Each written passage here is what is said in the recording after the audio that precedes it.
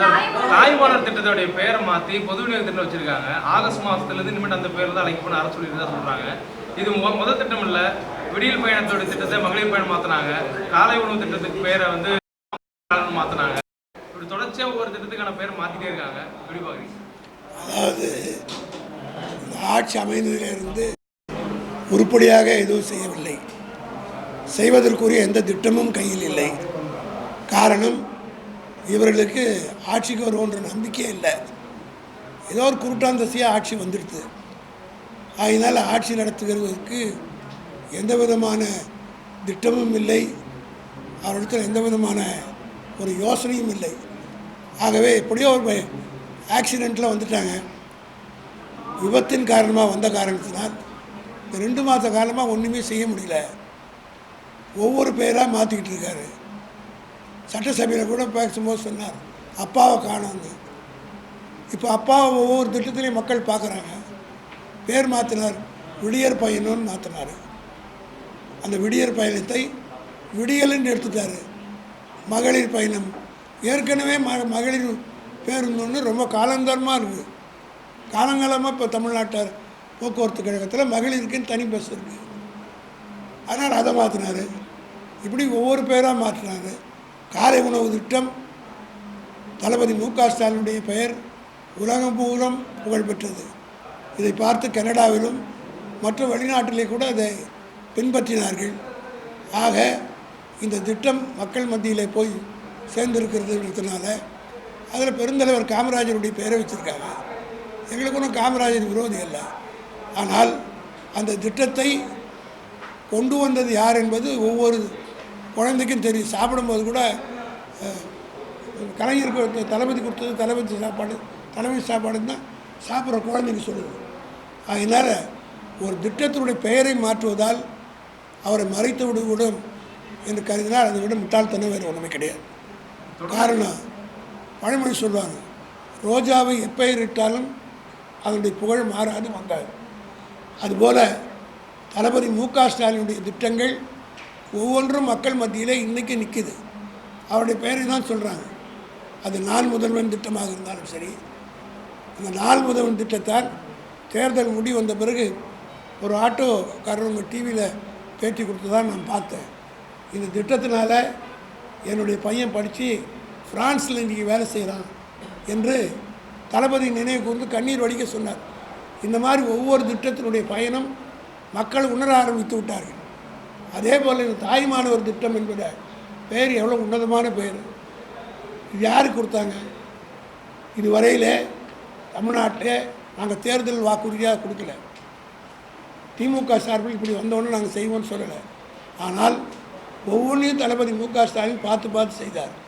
அதே போல் 75 வயதுக்கு மேற்பட்ட மூதாதையர்கள் ரேஷன் பொருட்களை போய் க்யூவில் நின்று கடையில் நின்று வாங்கக்கூடிய அளவுக்கு அவர்களால் முடியாது என்கிற காரணத்தினால் அந்த திட்டத்தை தாய்மானவர் பெயர் சூட்டி வீடு தேடி முதியோர்களுக்கு ரேஷன் வழங்க திட்டத்தை கொடுத்தாங்க.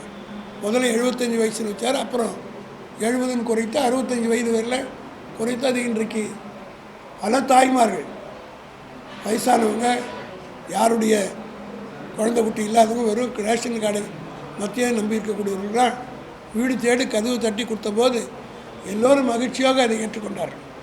அதே போல் வறுமை கோட்டு கீழே இருக்கிற குழந்தைகளுக்கு ஊக்கப்படுத்துகிற திட்டம் தான் தாய்மானவர் திட்டம்.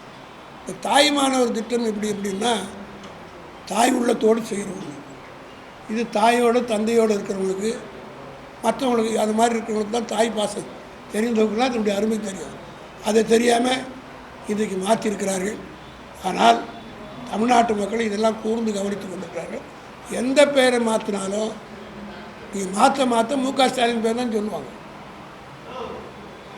இதை புரிந்து கொள்ளாமல் யாரோ அவருக்கு அறிவுரை சொல்கிறாங்களா, யார் சொல்கிறாங்கன்னு தெரியல.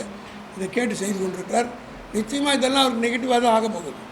இது திட்டத்தை பேர் மாற்றம் மட்டும் இல்லாமல் முன்னாள் அமைச்சர்கள் மீது தொடர்ச்சியாக கைது பண்ணுறாங்க. இப்போ குறிப்பாக செந்தில் பாலாஜி மீது வழக்கு பதிவு செஞ்சுருக்காங்க. புதிதாக நீதிமன்றத்தில் ஒரு வழக்கு இருக்கக்கூடிய சூழலில் புதிதாக ஒரு டிவிஎஸ்சியில் ஒரு வழக்கு பதிவு பண்ணுறாங்க. அதாவது டிவிஎஸ்சி வழக்கு போடுறதை பற்றி நீங்கள் செந்தில் பாலாஜியை பொறுத்த முற்றிலும் அவர் திராவிட முன்னேற்றக் கழகத்தில் மிக தீவிரமாக பணியாற்றி குறிப்பாக கொங்கு மண்டலத்தில் அவர் பொறுப்பேற்ற பிறகு பெரிய திமுகவுக்கு செல்வாக்கு தேடுது என்பது காரணத்தை காட்டி அவரை எப்படி பழி வாங்கணுன்ற நோக்கத்தோடு அவர் ஏற்கனவே 19 மாதம் சிறையிலேருந்து பழக்கப்பட்டு விட்டார். அதனால் இந்த மாதிரி வழக்கெல்லாம் போடுறதுனால யாரையும் அழித்து விட முடியாது, திமுக காரனை ஒழித்து விட முடியாது. எமர்ஜென்சி காலத்துலேருந்து நாங்கள் பார்க்காத கேஸ் காரணம் சிபிஐ பார்த்தோம், மற்ற வழக்குகள்லாம் பார்த்துருக்குறோம். ஆனால் எல்லா வழக்குகளையும் வெற்றி. நான் ஒரே ஒரு கேள்வி கேட்குறேன். 2001 இரவோடு இரவாக கலைஞர் கைது செய்யப்பட்டார். அது பெரிய செய்தியாக போட்டாங்க, அது சந்தோஷப்பட்டாங்க. ஆனால் அதில் எஃப்ஐஆராக போட முடியுதா? எத்தனை வருஷம் ஆச்சு? இதுபோல் ஒரு பத்திரிகை செய்தி கொடுக்கலாம், ஒரு நாள் செய்தியாக வருமே தவிர முடிவு என்னவாக இருக்கும் என்பது எங்களை போன்றவருக்கு நன்றாக தெரியும். இந்த மாதிரி பொய் வழக்குகளை போடுற நேரத்தை விட்டுட்டு அதிலே தான் அரசாங்கம் கவனம் செலுத்திட்டு இருக்கு. அதனால்தான் எங்கே பார்த்தாலும் இன்றைக்கி கூட சென்னையில் இப்போ டிவியில் நான் பார்த்தேன் 6 கொலையாக இன்னைக்கு காலையில். காவல்துறையினருக்கு வேறு வேலை இல்லை, இதைத்தான் செய்து கொண்டிருக்கிறார்கள். ஆகவே இங்கே ஒரு அரசாங்கம் நடப்பதற்குரிய அடையாளமே இல்லை. மேகதாது இஷ்யூ, நேற்று இஷ்யூ, இப்படி பல இஷ்யூக்கள் இருக்கிறது. அதை பற்றி ஒரு வார்த்தை சொல்லலை. இதுவரையும் நான் கேட்குறேன், அவர் போகிறாருன்னு சொல்கிறாங்களே, எப்போ போகிறார், என்ன போகிறார், ஏதாவது அஃபிஷியலாக ஒரு அனௌன்ஸ்மெண்ட் வந்திருக்கா? ஆக ஒரு தெளிவில்லா சர்க்கார், ஒரு திறமையற்ற சர்க்காராக, எதுவுமே வெளிப்படைத்தன்மை இல்லாத ஒரு சர்க்காராக. அதே போல் மின்வெட்டை பற்றி நீங்கள்லாம் அமைச்சர்கள் இன்றைக்கி அமைச்சர் பேட்டி கேட்குறாங்க, ப்ரெஸ்காரன் கேட்குறாங்க, ஓடுறாரு. 1900 ரூபா பில்லு வர வேண்டிய இடத்துல 17,000 ரூபா வந்திருக்குதுன்னு ஒரு ஆதாரத்தோடு ஒரு பத்திரிகை நிருபர் கேட்குறாரு. பதில் சொல்லாமல் பொறுப்பு இல்லாமல் போகிறார். இது எப்படின்னா மின் வாரியத்தில் கூடுதலாக அமைச்சிடுறாங்க. இப்போ 1000 ரூபா கட்ட வேண்டிய இடத்துல 7,000 ரூபா வசூல் பண்ணிட்டு இந்த 7,000 ரூபாய் திருப்பி கொடுக்க போகிறதில்ல. ஆக கொஞ்சம் கொஞ்சமாக கழிச்சுக்கிறாங்க. இது ஒரு மோசடி, இது ஒரு மிஸ்அப்ராப்ரியேஷன் தான். மக்கள்கிட்ட திருடுறது, அதிகமான வசூல் பண்ணி இது மறைமுகமாக ஒரு திருட்டுத்தனமான வேலை தான். இது திருடுன்னு கூட சொல்லலாம். மக்கள்கிட்ட பணத்தை திருடி இன்றைக்கு ஈபி நடத்துகிறார்களா என்று சொல்லக்கூடிய அளவுக்கு திருப்பி 7,000 இப்போ வீட்டு தப்பாயிடுச்சுன்னு சொல்கிறாங்கல்ல, அதை உடனே திருப்பி கொடுக்க வேண்டியது தானே. கழிச்சிங்கன்றாங்க. அப்போ என்ன அர்த்தம்? இந்த பணத்தை ரொட்டேஷன் பண்ண போகிறாங்க. மக்களுடைய பணத்தை ரொட்டேஷன் பண்ணால் அதுக்கு இன்ட்ரெஸ்டாக கொடுக்கணுமில்ல, செஞ்சுருக்காங்களா? இது ஒரு திருடு தான், இது ஒரு வகையான மோசடி தான், இது வகையான ஒரு மிஸ்அப்ராப்ரியேஷன் தான்.